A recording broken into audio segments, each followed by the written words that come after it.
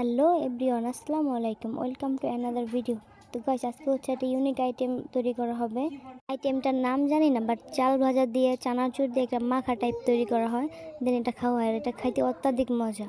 আইটেমটার নাম জানি না, বাট এটা হয়তো অনেকে ট্রাই করতে পারে, আবার অনেকে নাও খেতে পারে, বাট এটা একটা ইউনিক আইটেম।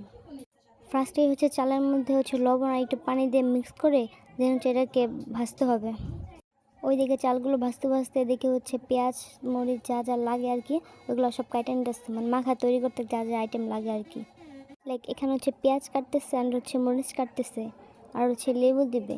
মাখা তৈরি করতে আরও আইটেম লাগে, ধনিয়া পাতা অ্যাড করা যায়, শসা, তারপর টমেটো, এগুলো অ্যাড করা যায়। বাসায় নাই, তা হচ্ছে অ্যাড করা হয় নাই।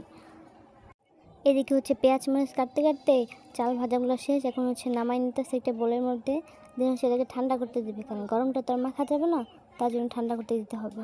পেঁয়াজ মরিচ সব কাটা শেষ, সেই বোলের মধ্যে হচ্ছে চাল ভাজাগুলো ঢেলে দিতেছে, দেন সেটাকে এখন একটু রেস্টে রেখে দিবে।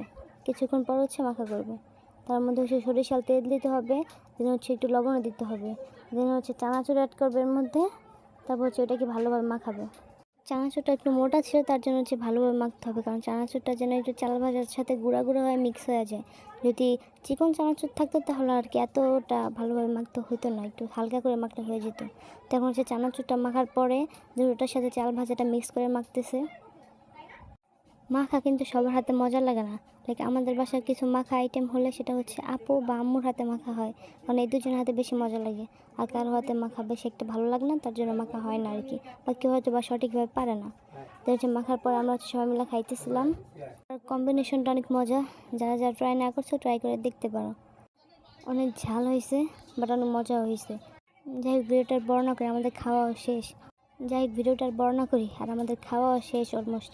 ভিডিওটা যদি সবার কাছে ভালো লেগে থাকে তবে লাইক কমেন্ট করবেন। আল্লাহ হাফেজ।